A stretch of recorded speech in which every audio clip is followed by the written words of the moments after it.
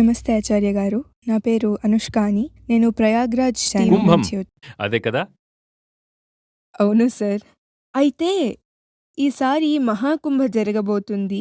చాలా ఏర్పాట్లు జరుగుతున్నాయి. అందుకే మేము కూడా ఈసారి ప్రజలందరికీ సరైన మతం, మహాకుంభం యొక్క సరైన అర్థం చెప్పాలని నిర్ణయించుకున్నాము. నేను మీ వీడియోలను యూట్యూబ్‌లో చాలా వెతికాను. కానీ నాకు మంచి వీడియో దొరకలేదు సార్. కానీ మీ వ్యాసం చదివాను. ఇది నా ప్రయాగ్‌రాజ్ టీమ్ నుండి మీకు ఒక విజ్ఞప్తి సార్.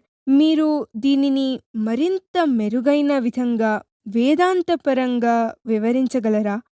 2, 3 చోట్ల వస్తుంది కుంభం గురించి పురాణాల్లో. అలాగే కథలు కూడా 2, 3 విధంగా ఉన్నాయి. హ్మ్. కానీ అన్ని కథల్లో ఒక విషయం ఏమిటంటే 4 చోట్ల అమృత బిందువులు పడ్డాయి. అందులో అత్యంత ప్రాచుర్యం పొందిన కథ దాన్ని చూద్దాం. అందులో అత్యంత ప్రాచుర్యం పొందిన కథ ఏమిటంటే దేవతలున్నారు, అసురులు ఉన్నారు. అంటే వీరిద్దరి మధ్య ఎన్ని భేదాలు, ద్వేషాలు ఉన్నా దీని తర్వాత ఒకే ఒక కోరిక ఏమిటంటే మరణం నుంచి తప్పించుకోవాలి.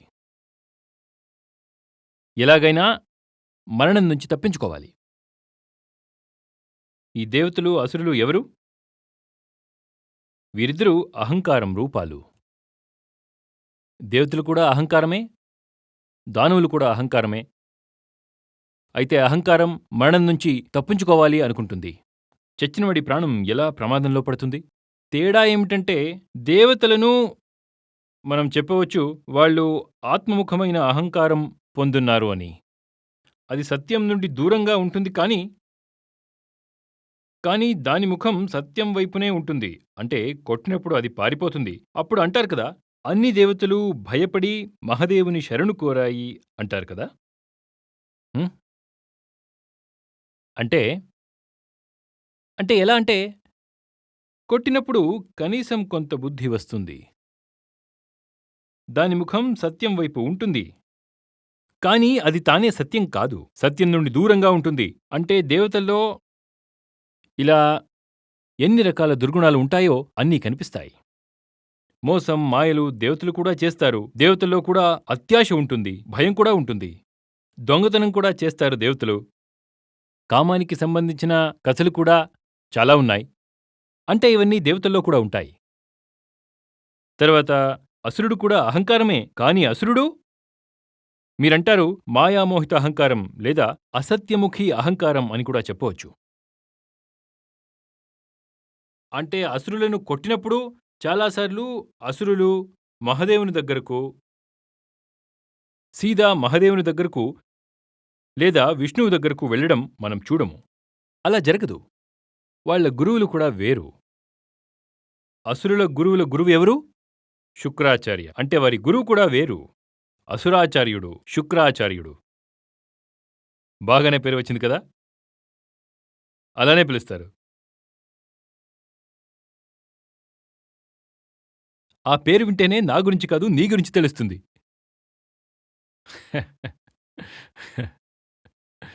ఆ, అలా అంటే వీళ్ళ మధ్య పోరు ఎప్పుడూ జరుగుతూనే ఉంటుంది. కానీ ఈ విషయంలో వీళ్ళు ఒప్పందానికి వస్తారు. అంటే ఇప్పుడు మనం కలిసి పనిచేద్దాం, సహకారం గురించి ఆలోచించాలి అని అంటారు. ఎలాగైనా అమరత్వం పొందాలి. అందుకే వాళ్ళు అమృతం కోసం వెళతారు. విష్ణువు వాళ్ళకి చెప్తాడు. ఏం చెప్తాడంటే ఈ అంటే పూర్తిగా ఈ సముద్రమంతా దీంట్లో కింద ఎక్కడో అమృతం ఉంది అని. హ్మ్? దీని అర్థమేంటి? భూమి చాలా చిన్నది. తర్వాత ఈ నీరు చాలా ఎక్కువగా ఉంటుంది. దేవతలు, అసురులు ఇద్దరూ భూమి మీద ఉన్న ప్రతిదాన్ని అనుభవించేశారు. తర్వాత వాళ్ళల్లో అత్యాశ కూడా మొదలైంది. మరణ భయం ఇంకా ఉంది. హ్మ్? అంటే ఈ యొక్క చాలా పెద్ద ప్రాంతం దేవతలు, అసురులు ఇద్దరూ అనుభవించినది లోపలే ఉంది. అది బయట ఉన్నది కాదు. ఇప్పుడు వాళ్ళు మథించబోయే సముద్రం అది బయట సముద్రం కాదు, అది లోపల ఉన్న సముద్రమే. అంటే భవసాగరం. అంటే దేవతలు, అసురులు మీ ఈ ప్రపంచంలో సంపాదించగలిగే ప్రతీదీ సంపాదించారు. డబ్బు, అధికారం, గౌరవం, స్త్రీ, పురుషుడు ఇవన్నీ మీరు పొందగలిగారు. కానీ విషయమేంటంటే వాటితో మీకు సంతృప్తి కలగలేదు. భగవంతుడు వారిద్దరితో ఇప్పుడు మీరు కలిసి ఆత్మశోధన చేయండి అని చెప్పాడు. అంటే సముద్ర మథనం అనేది నిజానికి ఆత్మశోధన. ఆత్మశోధన అనేది ఆత్మశోధన బయట ఏదో వెతుకుతున్న దానికంటే చాలా కష్టం. భూమి మీద 30% భూమి ఉంటే 70% నీరుంది కదా. ఎవరెస్ట్ ఎత్తు 9 కిలోమీటర్లు. కానీ సముద్రంలో అత్యంత లోతైన ప్రదేశం 11 కిలోమీటర్లు లోతుగా ఉంటుంది. భూమి మీద ప్రతి చిన్న ప్రదేశాన్ని కూడా మనం కొలిచి ఉపగ్రహాల ద్వారా మ్యాప్ చేశాము. ఉపగ్రహాల ద్వారా నక్షని కొలిచివేశాము. కానీ ఇంకా మనకు తెలియనిది చాలా ఉంది. సముద్రపు అడుగు భాగాన్ని మనం ఇంకా పూర్తిగా మ్యాప్ చేయలేదు. సముద్రాల మొత్తం మ్యాప్ మనకు తెలియదు. సముద్ర యొక్క పూర్తి నక్ష మాకు సరిగ్గా తెలియదు. MH370 గుర్తుందా? Malaysia airlines. అది మలేషియా నుంచి ఎగిరింది. ఆ తర్వాత అది కనిపించకుండా పోయింది. అది ఇప్పటివరకు దొరకలేదు. ఇప్పుడు 8-10 సంవత్సరాలవుతుంది. భూమి మీద పడి ఉంటే ఖచ్చితంగా దొరికుండేది. సముద్రంలో పడి ఉండడం వల్ల దొరకలేదు. ఎందుకంటే మనకు ఇంకా సముద్రం మొత్తం మ్యాప్ లేదు. మేము చంద్రుడి మీద వెళ్ళాము, మంగళం మీద వెళ్ళాము. కానీ మన దగ్గర సముద్రపు నక్ష లేదు. దేని గురించి మనకు తెలియదో దాన్ని సముద్రమని అంటారు. అంటే దేవతలు, అసురులు మీరు ప్రపంచాన్ని తెలుసుకున్నారు, ప్రపంచం మీద రాజ్యం చేస్తున్నారు. కానీ మీరే ఎవరు అనేది తెలియదు. లోపలి వ్యక్తి గురించి మీకు తెలియదు. అమృతం ఇక్కడే దొరుకుతుంది. మంథనం మొదలుపెట్టండి. అర్థమవుతుందా? సముద్రం దేని ద్యోతకం? మనసు యొక్క అహంకారం ఉన్న పూర్తి ప్రాంతాన్ని. అది చాలా చిన్నగా కనిపిస్తుంది. ప్రపంచం చాలా పెద్దది. కానీ సాధారణంగా దాన్ని చూపిస్తే చాలా చిన్నదిగా ఉంటుంది. ప్రపంచం అంత పెద్దది కాదు. ఇది ప్రపంచం కంటే చాలా పెద్దది. మొత్తం ప్రపంచాన్ని వెతకడం సులభం, కానీ దీన్ని తెలుసుకోవడం చాలా కష్టం. అంతేకాకుండా మొత్తం ప్రపంచాన్ని వెతికినా అమరత్వం దొరకదు. అమరత్వం అంటే దీన్ని వేయించి చూసిన తర్వాతే కనుగొనబడుతుంది. ఇది చాలా కష్టమైనది. అందుకే సముద్రం మథనంతో ఈ ఉద్దేశం. నేను చెప్పేది అర్థమవుతుందా? ఇప్పుడు ఈ పని ఈ ఇద్దరూ ముందు చేసేవారు. లేకపోతే ఎన్ని రకమైన మనుషులు అంటున్నా ఇది అలా, అది ఇలా అని ఇవన్నీ కాలం కాలం దేవతలు గెలుస్తూ ఉండేవారు, రాక్షసులు గెలుస్తూ ఉండేవారు. వారి గురించి వేల కథలు ఉన్నాయి. ఇలాంటి రాక్షసుడు ఇది చేశాడు, అలాంటివాడు అది చేశాడు. ఈ ప్రపంచంలో జరగగలిగే అన్నిటినీ వారు అనుభవించేశారు. అనుభవించాక కూడా ఎలా ఉన్నారు? భయంతో వణుకుతూనే ఉన్నారు. వారితో ఆత్మమంథన చేయమని చెప్పారు. ఇక ముందు ఆత్మశోధనలో ఎన్ని విషయాలు ఉన్నాయో ఇవన్నీ మనసులో జరిగే సంఘటనలకు ప్రతీకలు. మంద్రపర్వతం, మంద్రాంచలం పర్వతం, దాన్ని ఏం చేశారు? మథనం. మథని. తర్వాత సర్పాల యొక్క రాజు వాసుకి, దాన్ని ఏం చేశారు?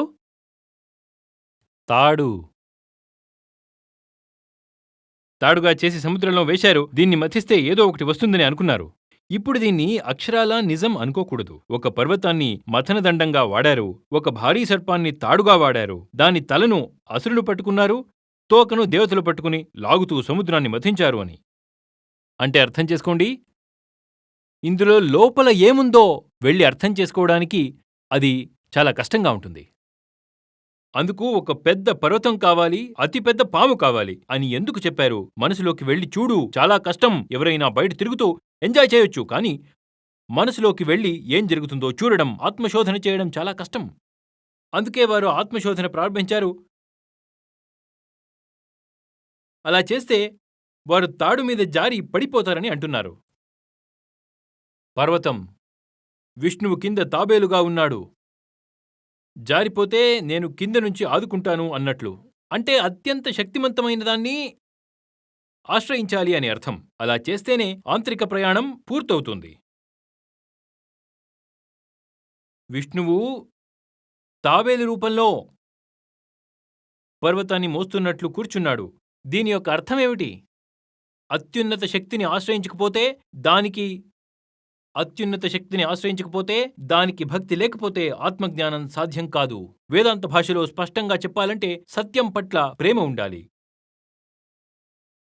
నీతి శాస్త్రం ప్రకారం సత్యం తప్ప మరొకదానిపై ప్రేమ ఉండకూడదు, ఉండనేకూడదు. మిగతా అన్ని ఆధారాలు విడిచిపెట్టినప్పుడు ఆటోమేటిక్గా మనకు అవసరమైన ఆధారం లభిస్తుంది. అప్పుడు ఇందువల్ల అమృతం లభిస్తుంది. మిగతా అన్ని ఆధారాలను పట్టుకున్నవారు ఆ ఆధారాలే మరణానికి కారణం. అమృతం కావాలనుకునే వారికి అమృతం ఎలా లభిస్తుంది? అమృతం కావాలనుకునేవారు ముందుగా ఆ ఆధారాలను వదలాలి. ఎందుకంటే ఆ ఆధారాలే మరణానికి కారణం. ఆ భరవసలని మీరేది ఎలా? వారు తమ మథనం షురు చేశాడు. జోరుగా ప్రారంభంలోనే కష్టమొచ్చింది. ఏం కష్టం వచ్చింది? ఏమొచ్చింది బయటికి? కొత్తగా ఏదో ఒక విషయం చేయాలని అనుకున్నారు అనుకోండి. అప్పుడు ముందుగా మీకు సమస్య ఎదురయ్యేదే మొదట్లో. ముందుగా ఏమి బయటకొచ్చింది? హాలాహలం. హాలాహల్ పూర్తిగా బయటకొచ్చింది. అది చాలా వేడిగా ఉంది, మండుతున్నట్లుంది. దాని నుంచి పొగలు, ఫ్యూమ్స్, విషవాయువులు వస్తున్నాయి. అది ప్రపంచాన్ని మొత్తం కాల్చేస్తుందని భయపడ్డారు. అంతా చాలా భయపడ్డారు. అప్పుడు విష్ణు ఎక్కడున్నాడు? సముద్రలోతుల్లో ఉన్నాడు. అప్పుడు అందరూ ఎక్కడికెళ్లారు? శివుని దగ్గరికి వెళ్లారు. మేము సముద్రం మథించగా వచ్చిన విషయాన్ని తీసివేయండి. అది ప్రపంచాన్నే నాశనం చేస్తోంది. ఏం చేయాలి? అప్పుడు శివుడు అనొచ్చు, ఇదంతా నాకు చెప్పి చేశారా అని. కాని శివుడు అలా చేయలేదు. తీసుకురా. ఇప్పుడు నువ్వు ప్రపంచాన్ని మొత్తం నాశనం చేసినా అది నా హక్కులకు విరుద్ధం. సృష్టిని నాశనం చేయాల్సిన పని నాది. మీకు అంటే పిల్లలకు నేను అలా చేయడానికి అనుమతి ఇవ్వను. ఎప్పుడు చేయాలో నేను చేస్తాను. తీసుకురా. అందుకే తాగేశారు. అది వారిలోకి చేరిపోయింది. ఇక్కడ వెళ్ళి కూర్చుంది. అప్పుడు వారిని అన్నారు, నీలకంఠ. అంటే ఎవరు విషాన్ని ధారణ చేయగలుగుతారో, అంటే విషాన్ని తాగినవాడు అని. విషం మన హృదయాన్ని, ప్రాణాన్ని తాకకుండా దాన్ని మనం తాగగలం. ఇదే శివత్వం. మనం విషానికి భయపడము. చావడానికి భయపడేవాళ్లు విషానికి భయపడతారు. మనం ఆనందంగా విషం తాగుతాము. ఇదే శివత్వం. అర్థమవుతుందా? అశుభాలు. మనం అశుభాలకు భయపడము. ప్రపంచం మొత్తం భయపడే అశుభాలను మనం ఆహ్వానిస్తాము. ఎందుకంటే మీరు భయపడతారు. మీరు కలుషితమవుతారని. మీరు కలుషితమే. ఎందుకంటే మీరు కలుషితమైపోతారు. మీరు కలుషితమైపోతారు ఎందుకంటే మీరు కలుషితులే. ఎంత మట్టిలో పడినా మనం మురికి అవుదామనుకోము. ఎందుకంటే మనమే శివులం. అందుకే భయం లేకుండా మనం మురికిలోకి వెళ్తాము. అర్థమవుతుందా? అహంకారం మీద ప్రభావం పడుతుంది కదా, ఆత్మం మీద కాదు కదా.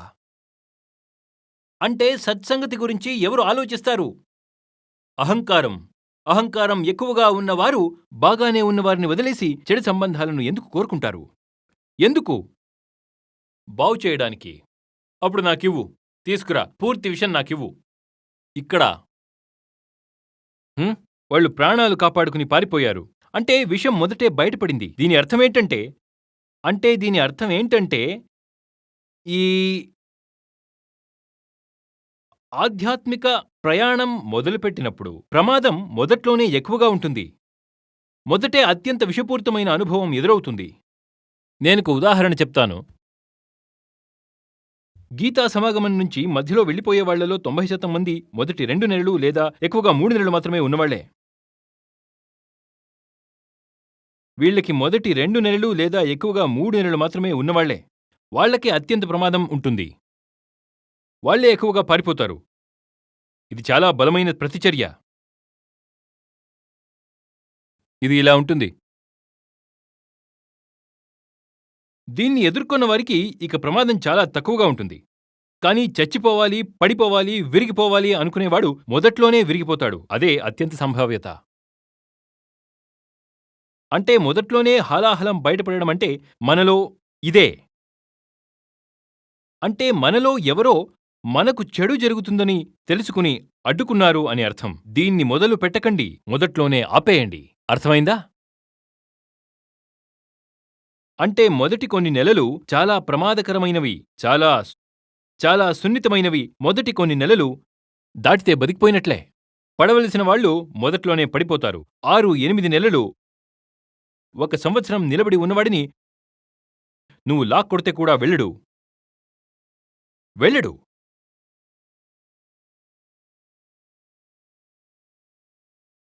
అర్థమవుతుందా? అది ఎప్పుడూ జరిగింది, ఇప్పుడు కూడా జరుగుతుంది. ఏం చేయాలి? అప్పుడు ఆత్మమంథనం మొదలు పెడితే మొదట్లోనే విషం వస్తుంది. అది భయపెడుతుంది. ఇది చేయకూడదని నువ్వు చెప్తావు. చూడు, ఇందులో మొదటి నుండే విషముంది. మొదట్లో విషం లభిస్తుంది. ముందు ఏం లభిస్తుందో తెలియదు. మరణం వస్తుంది. నేరుగా ఆపివేయి, ఆగకుండా వెళ్లకు. ఆ ఆరంభ అడ్డంకిని దాటితే ముందు చాలా ఆనందంగా ఉంటుంది. ఎంత ఆనందంగా ఉంటుంది అంటే, అయ్య బాబోయ్, ఏం లభించింది అంటే, ఐరావతం అనే ఏనుగు వచ్చింది, లక్ష్మీదేవి వచ్చింది, అప్సరసలు వచ్చారు, కామధేను వచ్చింది, కల్పవృక్షం వచ్చేసింది, రకరకాల రత్నాలు, ముత్యాలు అన్నీ వచ్చాయి. ధన్వంతరి వైద్యుడు వచ్చాడు. తర్వాత ఆయనెవరు? ఆర్కిటెక్టు. ఆయన పేరేంటి? విశ్వకర్మ. దేవశిల్పి విశ్వకర్మ వచ్చేశాడు. ఇవన్నీ ఒకటి తర్వాత ఒకటి వచ్చేశాయి. గుడీస్. ఇక్కడ 2-4 విషయాలు చెప్పాను, ఇంకా ఉంటాయి. ఉచ్చేశ్రవస్ అనే ఒక గుర్రం చాలా బాగుంది, అది బయటకు వచ్చింది. ఏమేం బయటకు రావడం లేదు. 14 ఐరావతం ఏనుగులు, అలాంటి 14 రకాల విభూతులు అక్కడి నుండి బయటకు వస్తున్నాయి. ఇప్పుడు దీని అర్థమేమిటి? చూడు, మనసులో మాయ ఉంటుంది. ఆత్మమంథనం మొదలు పెడితే మొదట అది భయపెట్టి ఆపుతుంది. అప్పుడు అది ఏమిచ్చింది? విషం. తర్వాత తను లోభంతో ఆపుతుంది. ఇప్పుడు అది మంచి మంచి వస్తువులు ఇస్తుంది, గుర్రం ఇస్తుంది, డబ్బు ఇస్తుంది. ఇది చాలా మంచిది. అయితే ఇక్కడే ఆపేయచ్చు కదా. ఇక్కడే ఆపేయి, నీకు మంచి వస్తువులు దొరికాయి కదా, ఇక్కడ ఆపేయాలి. అమృతంతో ఏం చేస్తావు? అమృతం అంటే ఆత్మ. మృత్యోర్మా అమృతంగమయ అంటే అమృతం అంటే ఆత్మ. ఆత్మే అమృతం, మరొక అమృతం ఏమీ లేదు.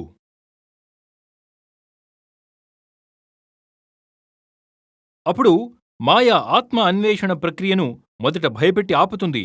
కొంతమంది భయపడరు, లేదా ఏదైనా ఉపాయం చేస్తారు, లేదా శివుడిలా ఎవరైనా దొరికితే నీ విషం తీసుకుని మేము తాగుతాము అని అంటారు. కొంతమంది భయం నుండి బయటపడితే మళ్ళీ మాయ వారిని ఆపుతుంది, ఆకర్షించి ఇవన్నీ బయటకు వస్తున్నాయి, చాలా మంచి వస్తువులు బయటకు వస్తున్నాయి, బాగుంది, దేవుళ్ళు కూడా సంతోషంగా ఉన్నారు, రాక్షసులు కూడా సంతోషంగా ఉన్నారు.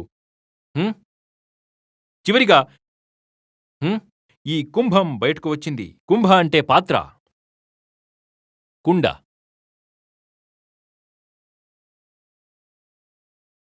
ఇది బయటకు వస్తుంది. ఇప్పుడు ఇదే నిజమైన వస్తువు, ఇది బయటకు వచ్చింది. ఇప్పుడు గొడవ మొదలైంది, కోట్లాట మొదలైంది. అన్ని రకాల గొడవలు. ఇద్దరూ అహంకార దేవుళ్ళు, ఇద్దరిలోనూ అన్ని గుణాలు ఉన్నాయి.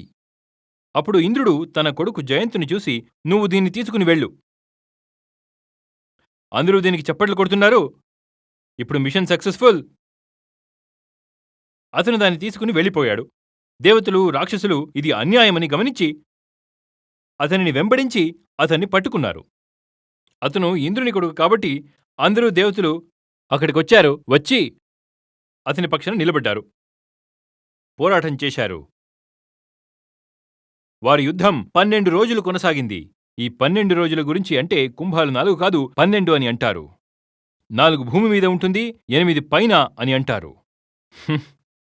12 రోజుల పాటు యుద్ధం జరిగిందని అంటారు. దేవతల 1 సంవత్సరం మనుషుల 1 రోజుకు సమానం. కాబట్టి 12 తక్కువ అవుతుంది. అంటే 4 మాత్రమే ఉంటాయి. మిగతా 8 అక్కడ ఉంటాయి విఐపి.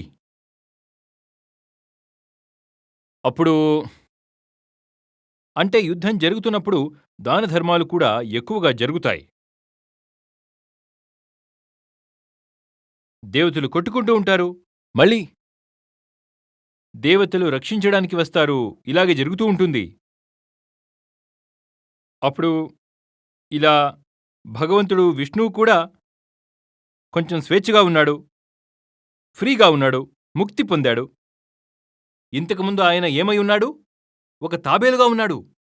ఇప్పుడు తన అసలు రూపాన్ని తీసుకున్నాడు. బయటకు వచ్చి చూశాడు. దేవతలు మళ్ళీ కొట్టుకుంటున్నారు. దేవతలు అరే తీసేయండి. తర్వాత తాబేలు నుంచి మోహిని అయ్యాడు. అందరూ కలిసి పాపం దానవుల్ని రాక్షసులకి అన్యాయంగా మోసం జరిగిపోయింది. అప్పుడు మోహిని అనే అందమైన స్త్రీ రూపంలో మారి వారిని ఆకర్షించింది. మోహిని ఆడడం మొదలుపెట్టిన తర్వాత రాక్షసులు కూడా ఆడడం మొదలుపెట్టారు. ఆమె ఆ కుంభాన్ని దేవతల వైపు జరిపి మీరు వెంటనే తాగండి అని చెప్పింది. అంతవరకు నేను వీరితో నాట్యం చేపిస్తూ ఉంటాను. వారిలో ఒకరు ఉండేవాడు. వాడి పేరేంటి? గ్రహణం జరుగుతుందే ఆయన రాహువు.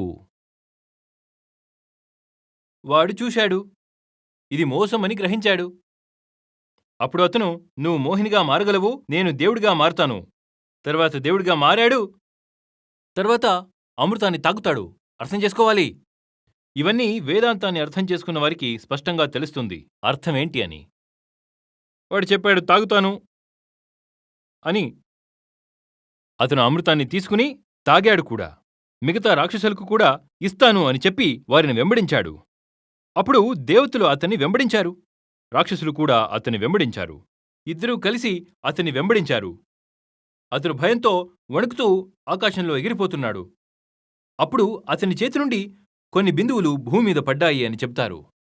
4 ప్రదేశాల్లో నదులు సంగమించే చోట కుంభం జరుగుతుంది. అతన్ని పట్టుకున్నారు, కాని అప్పటికి అమృతం తాగి అమరత్వం పొందాడు. అతన్ని పట్టుకుని కోసేశారు. అతను అమృతాన్ని లాగుతున్న సమయంలో సూర్యచంద్రులు అతనిపై కాంతి ప్రసరించారు. దొంగని పట్టుకోవడానికి టార్చ్ వెలిగిస్తారు కదా, అలాగే అతన్ని కోసినప్పుడు నువ్వు నన్ను ఎలా కోశావో నేను కూడా నిన్ను అలాగే కోస్తాను అని అన్నాడు. అప్పుడు అతను గ్రహణం చేస్తాడు. సూర్యగ్రహణం, చంద్రగ్రహణం చేస్తాడు. అందుకే ఏడాదికొక రోజు నేను నిన్ను తింటాను. ఇది ఒక కథ. అంటే ఇది పోలీసుల కథ. దీని అర్థమేంటంటే అమృతం కేంద్రంలో ఉంది. ఈ కథలో అమృతం కేంద్రంలో ఉంది. అమృతం కేంద్రంలో ఉంది. మరి అమృతం ఎక్కడ లభిస్తుంది? ఆత్మమంథనం నుండి. ఎవరూ తమను తాము ఎంత బాగా తెలుసుకుంటారో వారు అంత మరణం నుండి విముక్తి పొందుతారు. మనం ఇప్పుడు ఉన్నది మరణమే. నువ్వు నీ గురించి అనుకుంటున్నదే మరణం. నీ గురించి ఎంత ఎక్కువగా తెలుసుకుంటావు అంత ఎక్కువ నీవు నీ గురించి అనుకునేది అంతా వ్యర్థమని తెలుస్తుంది. కాదు, నేను అది కాదు. కాదు కాదు అమృతమంటే ఏదో తాగడం కాదు. అమృతమంటే మరణం నుంచి విముక్తి పొందడం. విషం మీద ఆగిపోయినవాడు వాడు కూడా మరణం నుంచి విముక్తి పొందలేడు. రత్నాలు, కామధేను, కల్పవృక్షాల మీద ఆగిపోయినవాడు వాడు కూడా మరణం నుంచి విముక్తి పొందలేడు. తన తప్పుడు గుర్తింపు మరియు దాని నుండి వచ్చే కోరికలపై ఆధారపడి ఉన్నవాడు మరణంలోనే చిక్కుకుపోతాడు. ఇదే కుంభం యొక్క కథ, మర్మం. నువ్వు ఎవరో మరియు నీ కోరికలే మరణం. అయితే నీ కోరిక ఎప్పటికీ చనిపోవకూడదనే. నువ్వు ఇప్పుడు ఉన్నది మరణమే. అందుకే అది బ్రతకడానికి చాలా రకాల ప్రయత్నాలు చేస్తుంది.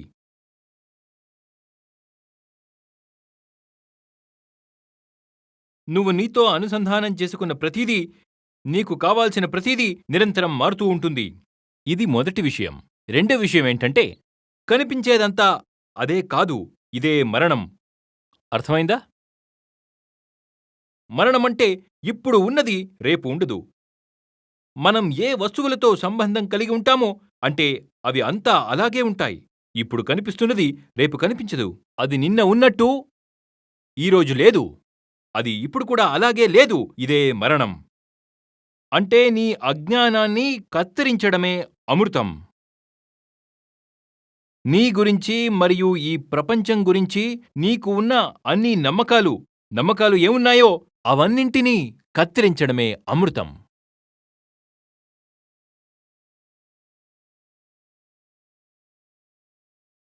మరి ఈ పరిశోధన నీకన్నా సత్యం మీద ఎక్కువ విశ్వాసం మరియు ప్రేమ ఉన్నప్పుడే జరుగుతుంది. దేవుడు, రాక్షసుడు అనే తేడా ఏంటంటే ఇంతే. దేవుడు సత్యాన్ని వినేవాడు, తనకంటే శివుని మాట వినేవాడు. తనకంటే ఎక్కువ మహదేవుని మాట వింటాడు. అందుకే అతను దేవుడు. లేకపోతే ఒకే తల్లికి ఇద్దరు కొడుకులు, ఒకడు దేవుడు, మరొకడు రాక్షసుడు. ఇది స్పష్టంగా తెలుస్తుందా? ఈ కథలో ప్రతి భాగం అంత లోతైన అర్థమున్నది కాదు. ఇప్పుడు నువ్వు 4 బిందువులే ఎందుకు, 6 బిందువు ఎందుకు కాదు అని అడిగితే దానికి ఏమీ అర్థం లేదు. 4 అంటే ఎవరో అలా అనుకున్నారు అంతే. ఇప్పుడు దీనిలో 4 అంటే తురియా అని అర్థం అని అనుకోవద్దు. అనవసరంగా దీనికి అర్థాలు వెతుక్కోవద్దు. ఇంతకుముందు చెప్పినంతవరకే మిగతావన్నీ అలాగే ఉంటాయి. ఎన్నిసార్లు చెప్పాను? ప్రతిదీ కాలానికి సంబంధించినదిగానూ కాలానికి సంబంధం లేనిదిగానూ ఉంటుంది. ఇప్పుడు నువ్వు అన్ని పర్వతాలు ఉన్నాయి, మందరగిరినే ఎందుకు ఎంచుకున్నారు? వేరేవి కూడా ఉన్నాయి కదా. వేరే ఏదైనా ఎందుకు ఎంచుకోలేదు? దీనికి ఏదీ సమాధానం లేదు. ఇవన్నీ కాలానికి సంబంధించిన మాటలు. ఇవన్నీ కాంటెక్స్చువల్ మాటలు అంతే. వీటికి కాలాతీతమైన అర్థం లేదా మర్మం ఏమీ లేవు. దేనికి కాలాతీతమైన మహత్వముందో అదే అమృతమయ్యుంది. ఈ అమృతమేముందో అది విషం తర్వాత వస్తుంది, ప్రలోభాల తర్వాత వస్తుంది.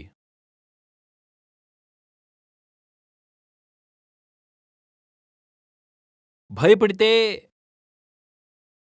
మంచిది. ఎవరు భయపడతారో చచ్చిపోతే మంచిది. పురాణాలు అలా చెప్తున్నాయి. గబ్బరెందుకు ఆనందిస్తున్నాడు? ఆచార్య గారు నమస్కారం. ఒక రాక్షసుడు అమృతం తాగినట్లే మన మనసులో కూడా అహంకారం అనేది అమృతం తాగినట్లే ఉంటుంది. ఏదో ఉంది అహంకారం, ఇది అమృతం తాగినట్లే అహంకారం లోపల ఉంటుంది. ఎందుకంటే ఈ కథ మనందరికీ వర్తిస్తుంది. కలపవచ్చు. మరో రోజు మరో మూడ్లో నేను కూడా కలపగలను. కానీ నాకు అనిపించదు అంత ప్రాముఖ్యత ఉందని ఆలోచించడానికి. ఇది మీరే అంతా చెప్పారు కలిసి ఏంటంటే? ఆ విషయం కోసం వెతుకుతున్నారు. దేవతలు, రాక్షసులు అందరూ. 4 చుక్కలు 4 చోట్ల పడ్డాయి. ఆ తర్వాత రాహు, కేతువులు, గ్రహణం లాంటివి అన్నీ దీనికే సంబంధించినవే అని అర్థం. ప్రధాన విషయం ఏముందో మనం మర్చిపోకూడదు. మిగతా కథలో చాలా విషయాలు ఉన్నాయి. కథ పూర్తి చేయాలి కదా. కథ పూర్తి చేయాలి. తర్వాత చాలా విషయాలున్నాయి అందులో. తరువాత వేదాంతాన్ని ఎక్కడికైనా జోడించవచ్చు మీకు నచ్చినట్టు. మీ చేతిలో మైక్ ఉంది కదా. అది ఒక సాధనం. ఇక్కడ కూర్చున్న మనమంతా కలిసి ఆలోచిస్తున్నాము. ఎంత ఆలోచించినా తప్పు ఏమీ జరగదు. అవును కదా. అందులో తప్పేమీ ఉండదు. అన్నీ బాగానే ఉంటుంది. కథలో మీకు ప్రతి భాగంలో వేదాంతం కనిపిస్తూ ఉంటే అది శుభశకునమే, తప్పేమి కాదు. దీని నుండి అర్థం తీయండి. ప్రకృతి ప్రతిదాని నుండి తీయాలని నేను కోరుతున్నాను. కళ్ళద్దాలు కనిపిస్తే, చెంచా కనిపిస్తే ప్రతిదీ ఒక ప్రతీక అని చెప్పండి, లేదా చెప్పవచ్చు. ప్రతిదీ ఏదో ఒక విషయాన్ని సూచిస్తే ఇంకా బాగుంటుంది. అహంకారం, ఆత్మ, సత్య, ప్రేమ, నిష్ఠ బాగుంటుంది కదా. ఏం కష్టముంది? ధన్యవాదాలు. నమస్కారం సార్. ప్రయాగ్రాజ్లో మాఘమేళం జరుగుతుంది. దాంట్లో 50 కోట్ల మంది పాల్గొంటారు కూడా. అప్పుడు ఈ మేళా జరిగే గంగానదిలో ఏమవుతుందంటే ఒక ఎన్డీటీ రిపోర్ట్ వచ్చింది 85%. మేళా జరిగే గంగానదిలో దాదాపు 1970 నుండి 2015 వరకు 85% జీవులు చనిపోయారని చెప్పారు. ఆధ్యాత్మిక దేశమైన మనం నదిని ఎలా కాపాడుకోవాలో నేర్చుకోలేకపోయామా? నదిని ఎలా గౌరవించడం అన్నది ఎవరు చేస్తారు? మీరే చేయండి. అంతా మీరు చేయగలరు. మీరే చేయండి. నేను కూడా చేయగలను, కానీ నా సమయమంతా ఇదే పనిలో గడుస్తుంది. ఈ వాహనం ఇలాగే నడుస్తూ ఉండాలి అని. అర్థమవుతుందా మీకు?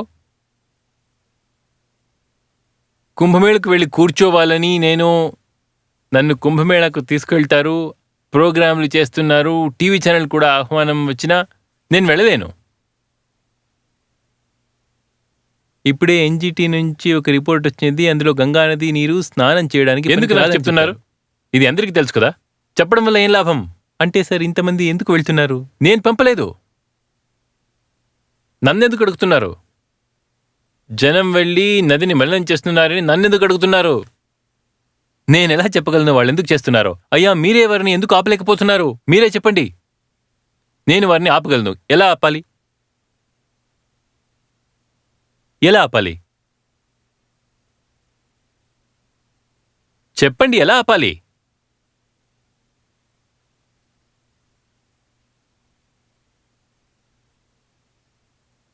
మీరెంత భయంతో ఉన్నారో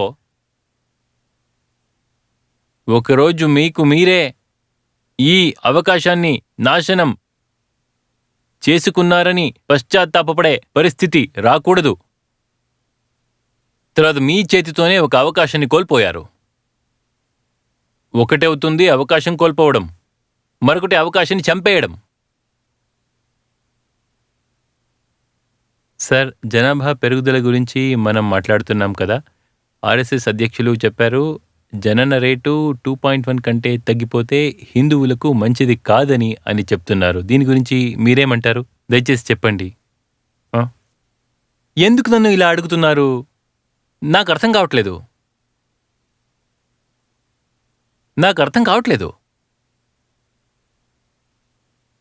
ఎవరన్నారో, ఆయన ఎందుకన్నారో అది మీకే తెలుసు, బాగా తెలుసు.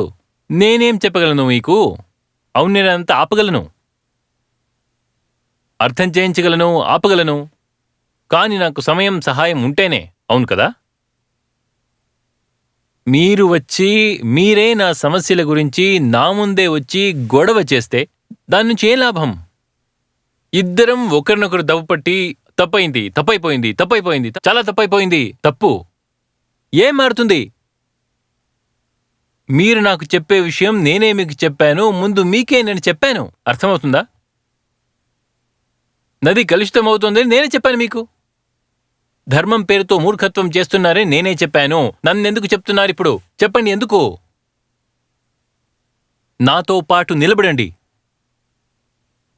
ఇది చెప్పండి కదా. దానికి బదులు ప్రపంచమే అంతా తప్పు. మీకు ప్రపంచం తప్పుగా ఉందని అనిపించేది కాదు, అది తప్పుగా ఉంది అని చెప్పింది నేనే.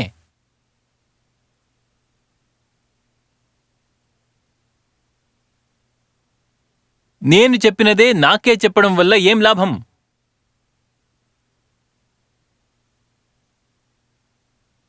నేను మీతో మాట్లాడుతున్నాను, యుఎన్లో ఎందుకు మాట్లాడను అని నేను అడుగుతున్నాను. ఎందుకు మాట్లాడను నేను అడుగుతున్నాను. అక్కడికి వెళ్ళి మాట్లాడే వాళ్ళంతా పిచ్చివాళ్లేనా? పార్లమెంట్లో, బ్రిటిష్ పార్లమెంట్లో, అమెరికన్ కాంగ్రెస్లో మాట్లాడే వాళ్ళంతా పిచ్చివాళ్లేనా? నేనెందుకు మాట్లాడను? ఎందుకంటే వాళ్ళు వ్యక్తిని కాదు, వ్యక్తి యొక్క సహచరుల్ని చూస్తారు. వాళ్ళ వెనుక ఎంతమంది ఉన్నారు, వాళ్ళ దగ్గర ఎంత శక్తి ఉంది అని. వాళ్లలో ఎంత శక్తి ఉంది, ఎంత నిష్ఠ ఉంది. తర్వాత వాళ్ళందరూ వచ్చి ఇక్కడ మేమందరం ఒకటే.